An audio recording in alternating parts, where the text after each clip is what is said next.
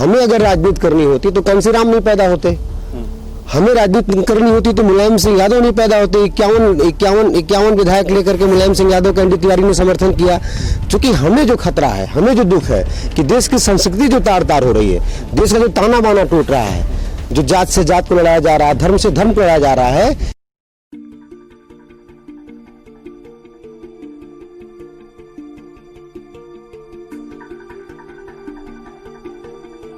नमस्कार, मेरा नाम वसीम है। इस वक्त मैं आजमगढ़ के सर्किट हाउस में मौजूद हूं और मेरे साथ मौजूद हैं आजमगढ़ जिला के कांग्रेस अध्यक्ष प्रवीण सिंह।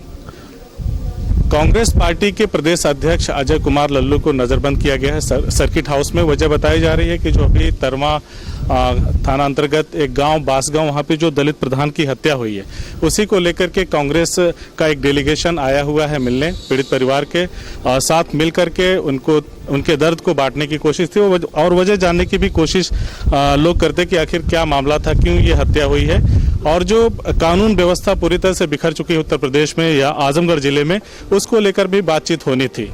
तो उसके पहले ही अजय कुमार लल्लू अपने दल बल के साथ वहां पहुंच पाते, उसके पहले ही उनको नजरबंद कर दिया गया है सर्किट हाउस में। किसी को बाहर जाने की इजाजत नहीं है और इन्हीं सब मुद्दों को लेकर के मैं मौजूद हूं यहाँ पे और बात करूंगा प्रवीण सिंह जी से, जो जिलाध्यक्ष हैं कांग्रेस के।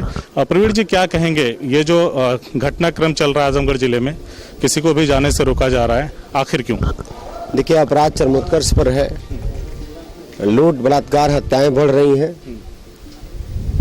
उत्तर प्रदेश के मुख्यमंत्री योगी आदित्यनाथ जी को सत्ता चलाने का न ढंग है, न उनकी नियति है, उनकी नियति भी नहीं है।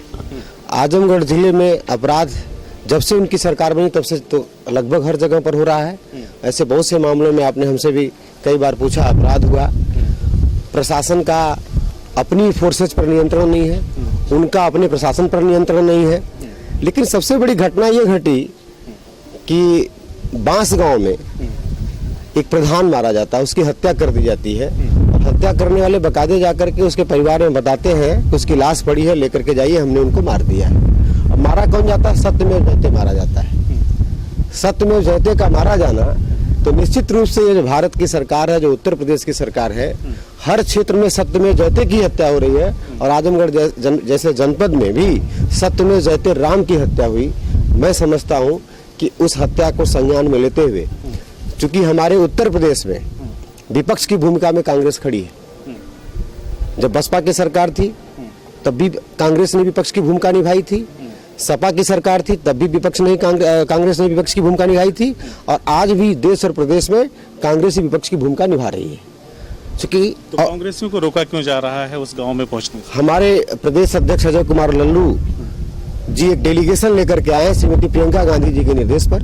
उनके डेलीगेशन में उनके साथ राज्यसभा सांसद पीएल पुनिया जी, प्रदीप नरवाल जी जो स्टेट के कोऑर्डिनेटर एससी प्रकोष्ठ के हैं, प्रदेश के अध्यक्ष आलोक प्रसाद जी, आरके चौधरी जी जो पूर्व मंत्री रहे हैं वो उनके साथ हैं और महाराष्ट्र से कैबिनेट मिनिस्टर हैं और अनुसूचित प्रकोष्ठ के राष्ट्रीय अध्यक्ष हैं नितिन राउत जी, वो भी समय हम लोगों के बीच आ चुके हैं।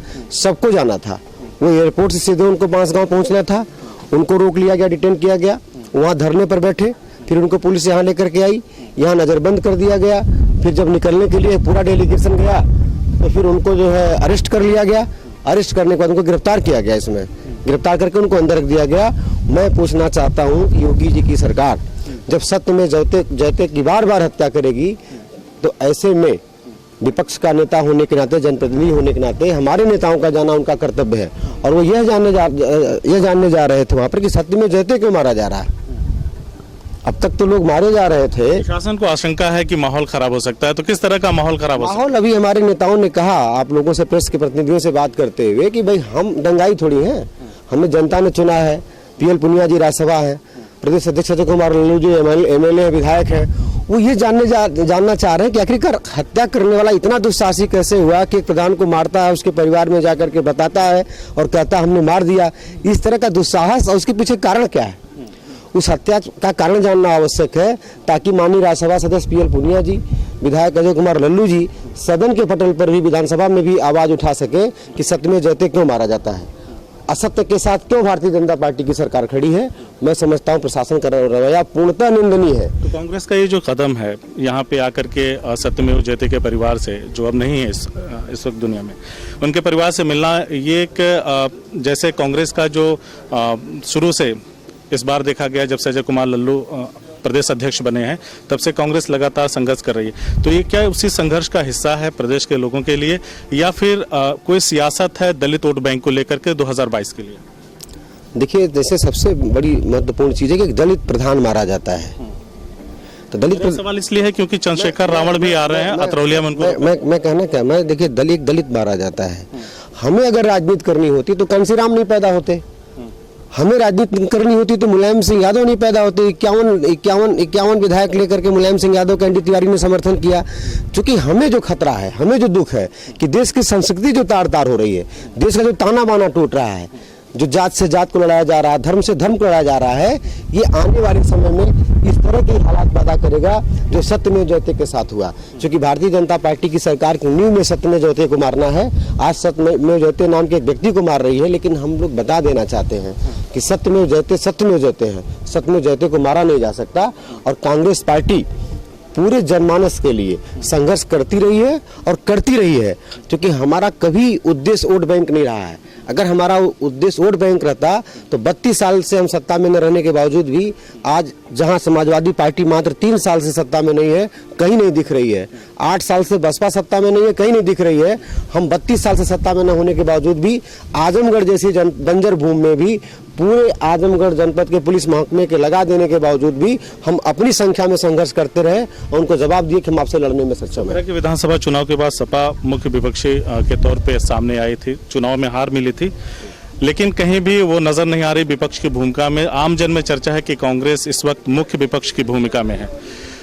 दूसरी तरफ सर्वे आता है, मीडिया का सर्वे आता है, तमाम लोग कहते हैं कि योगी आदित्यनाथ जी देश के सर्वोत्तम मुख्यमंत्री हैं सभी प्रदेशों में। सर्वे हुआ, वो कौन सा सर्वे हमें भी नहीं मालूम है, लेकिन ये जो हत्याओं का क्रम है वो रुक नहीं रहा है और जो बलात्कार हो रहे हैं प्रदेश में वो भी नहीं रुक रहे हैं, मासूम बच्चियों की इज्जत के साथ खिलवाड़ किया जा रहा है। इन सब चीजों को लेकर के कांग्रेस पार्टी का क्या स्टैंड है, आगे किस तरह की राजनीति देखने को मिलेगी प्रदेश में? देखिए, मेरा कहना है ना कि योगी जी का अपने अधिकारियों से संवाद नहीं है, जनता के प्रति उनके अंदर संवेदना नहीं है। संवाद और संवेदना नहीं होगी तो निश्चित सी बात अनियंत्रित होगा विषय।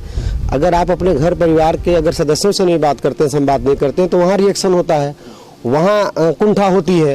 तो आज जो ये आप जो कुछ भी देख रहे हैं, उनका न अपने कार्यकर्ताओं से संवाद है, न प्रशासनिक अधिकारियों से संवाद है, न विपक्षी दल के नेताओं से संवाद है, न अपराध को नियंत्रित करने के लिए उनका कोई प्रयास है। क्योंकि अपराधी सोच के व्यक्ति हैं, मंदिर में अपराधी पलता रहा है।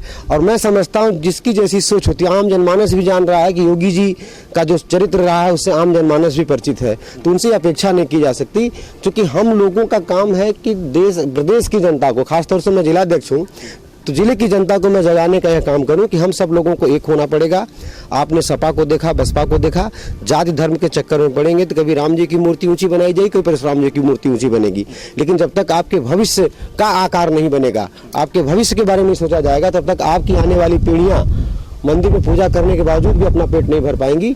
तो मेरा ये मानना है कि कांग्रेस संघर्ष करेगी और कांग्रेस विपक्षी भूमिका निभाएगी। आने वाले समय में जनता भी जवाब देगी। आखिरी सवाल है, सुप्रीम कोर्ट के फैसले के बाद अभी पिछले 5 अगस्त को भूमि पूजन हुआ है मंदिर का, उसके बाद सपा ने भी घोषणा कर दी है कि हम हर जिले के चौराहे पर भगवान परशुराम की प्रतिमा लगवाएंगे। कांग्रेस क्या लगवाएगी? कांग्रेस क्या जनता के मुद्दों को लेकर जिस तरह से मुखर रही है उसी तरह से आगे उसका स्टैंड देखने को मिलेगा, या कांग्रेस भी इस तरह का कोई प्रोपेगेंडा अपनाएगी? देखिए, कांग्रेस ने क्या, आदमी मंदिर में क्यों जाता है? मंदिर में इसलिए जाता है कि उसको विश्वास होता है कि यहाँ जाएंगे तो हमको हमारा परिवार खुशहाल होगा। ईश्वर में हम अगर हमारी अगर तन्मयता होगी, ईश्वर में अगर हमारी आस्था होगी तो हम खुशहाल रहेंगे, हम प्रसन्न रहेंगे, हमारा सामाजिक ताना बाना मजबूत। जो जिस सोच का जो व्यक्ति है उस सोच के साथ उस मंदिर को उस आस्था के साथ जाता है। और मैं समझता हूँ कि कांग्रेस ने तो पहले ही एम्स बनवा दिया, IIT और जो IIM बनवा दिए। क्योंकि वहाँ जब किसी का बच्चा, यहाँ पर बैठे हुए लोग हैं, इनका बच्चा जब एम्स में और IIM में पढ़ेगा, KGMC में पढ़ेगा, या PGI बनवा दिया, आजमगढ़ में सदर अस्पताल से आगे कुछ बना नहीं। तो ये जो बनाया कांग्रेस ने, वो इसीलिए बनाया कि हमारे हमारी जो जनमानस है, हमारी जो समाज के जो लोग हैं, जब वहाँ पर लोग जाके पढ़ेंगे, उनका इलाज होगा तो वो स्वस्थ रहेंगे। तो वो सबसे बड़ा मंदिर वो है, बड़े बड़े विद्यालय बनाए गए, शिक्षा का मंदिर है। जब हम शिक्षित होंगे, क्योंकि ईश्वर भी चाहता है कर्म करने के सारे संसाधन कांग्रेस ने बनाए हैं। कांग्रेस का मंदिर मस्जिद में कोई रुचि नहीं है, क्योंकि सुप्रीम कोर्ट ने। लेकिन बीच में रोकना चाहूँगा, जब भूमि पूजन हो रहा था तो कांग्रेसियों में भी बहुत उकताहट थी। 1989 में हमने ये काम पहले शुरू किया था, कांग्रेस के स्वर्गीय प्रधानमंत्री राजीव गांधी जी ने ताला खुलवाया था, उन्होंने पहले काम किया। देखिए फिलहाल तो ये हमारा विषय देखिए ऐसा कहीं कुछ नहीं था। राजीव गांधी जी का जो वीडियो चल रहा था, जिन लोगों ने भी चलाया, कि कोर्ट का जो आदेश है, आज मंदिर जो बना सुप्रीम कोर्ट ने आदेश दिया है, सुप्रीम कोर्ट ने आदेश दिया है। और प्रियंका जी के जो ट्वीट पर जो है आज उनके चर्चा होती है, प्रियंका जी ने ये कहा कि जो ये आप करने जा रहे हैं, ये एक सुप्रीम कोर्ट के निर्णय पर करने जा रहे हैं, और ये जो करने जा रहे हैं, अगर आस्था हम सब की ईश्वर में है, हम सब की राम में, अकेले आपकी नहीं है। अगला कदम क्या होगा? उसी बिंदु में अकेले आपकी नहीं है और राम सबके हैं। और जो आपका इस भूमि पूजन है, ये राष्ट्रीय एकता के रूप में कुछ ऐसा ईश्वर से प्रार्थना है कि राष्ट्रीय एकता के रूप में जाना जाए। और राम रहीम के भी हैं, राम कबीर के भी हैं, राम और भी तमाम। उन्होंने अभी बताया था कि आप इसका राजनीतिकरण न करिए और पोलराइजेशन न करिए, धार्मिक उन्माद न फैलाइए। तो मेरा कहने का मतलब है, कांग्रेस का मतलब मंदिर मस्जिद से नहीं है। रहा सवाल परशुराम जी की मूर्ति का, तो मूर्ति अगर आस्था का प्रतीक है, लोगों को लगता है मूर्ति लगनी चाहिए तो लगे, लेकिन एक बात ध्यान रहे, जब हर चौराहे पर मूर्ति होगी तो जो हमारी उस मूर्ति के प्रति आस्था है, जब वो लैंडमार्क हो जाएगा कि फलाना मूर्ति से दाएं घूम जाइएगा, तो मैं समझता हूँ कि उसकी महत्ता कम होगी।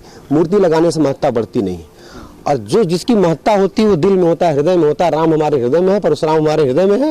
राम, परशुराम और कृष्ण को बांटा नहीं जा सकता, क्योंकि ये सारे लोग विष्णु के अवतार हैं। ऐसी हमारी संस्कृति, धर्म हमारा करता है। पार्टी के नेताओं को नजरबंद किया गया है, प्रशासन से क्या बातचीत हो रही? क्या सत्यमेव जयते के घर तक आप लोग पहुंच पाएंगे? अब तो नहीं पहुंच पाएंगे, क्योंकि प्रशासन ने डिटेन कर लिया है। लेकिन चूंकि आप लोगों के माध्यम से आवाज जनता तक जा रही है कि एक पीड़ित व्यक्ति के घर एक जनप्रतिनिधि को नहीं जाने दिया जा रहा है, किसी का सुख दुख बांटने नहीं जाने दिया जा रहा है, सच्चाई का पता लगाने नहीं जाने दिया जा रहा है। ये प्रदेश की जनता, जिले की जनता देखेगी, इनको जवाब देगी। प्रेस कॉन्फ्रेंस के माध्यम से हमारे नेता लोग जनता को बताने का काम कर रहे हैं। बाकी हमारे प्रदेश अध्यक्ष अजय कुमार लल्लू जी, पीएल पुनिया जी अपने उचित फोरम पर, अपनी विधानसभा में और अपने राज्यसभा में वो लोग भी उठाने का काम करेंगे कि सत्यमेव जयते को मारने का प्रयास हो रहा है। और कांग्रेस बार बार करती रही, आजमगढ़ में चरित्रार्थ विवश सत्यमेव जयते मारा गया, लेकिन सत्यमेव जयते मरा नहीं, वो अमर हुआ है, वो अमर हुआ है। तो देखा हमने बातचीत किया कांग्रेस के जिलाध्यक्ष प्रवीण सिंह से। उन्होंने बड़ी बेबाकी से हमारे सवालों का जवाब दिया, और उन्होंने ये भी बताया कि सत्यमेव जयते को मारने का प्रयास तो किया जा रहा है, लेकिन हम ऐसा होने नहीं देंगे। हम इस प्रकरण में सत्यमेव जयते का जो प्रकरण है, उसमें कोई भी अपडेट रहेगी आप तक पहुंचाने की कोशिश करेंगे, क्योंकि आगे जो आजमगढ़ जिले की राजनीति है, जो सियासत है, उसमें हड़कंप मचना या गर्माहट आना लाजमी है। क्योंकि ऐसा भी सुना जा रहा है कि अतरौलिया में जो टोल प्लाजा है, वहां पे चंद्रशेखर रावल को सुबह रोका गया था। चंद्रशेखर रावल भीम आर्मी के संस्थापक हैं, आजाद समाज पार्टी के अध्यक्ष हैं, राष्ट्रीय अध्यक्ष हैं, उनको भी रोका गया है। वो भी सत्यमेव जयते के घर, जहां पे सत्यमेव जयते की हत्या हुई, उनके परिजनों से मिलने जा रहे थे। तो निश्चित तौर पे आगामी आने वाले दिनों में प्रदेश की राजनीति के साथ साथ आजमगढ़ में ये गर्माहट, सियासत की गर्माहट महसूस जरूर होगी। और लोगों को भी ये सोचना होगा कि जो प्रदेश में जिस तरह से हत्याएं हो रही हैं, जिस तरह से अपराध का सिलसिला जारी है, उस पर लगाम कैसे लगेगी। धन्यवाद। CIB इंडिया न्यूज की सभी खबरों को देखने के लिए लाल रंग की बटन को दबाकर चैनल को सब्सक्राइब जरूर करें, घंटी जरूर दबाएं, ताकि हमारी सभी खबरों के नोटिफिकेशंस आप तक पहुंचते रहें।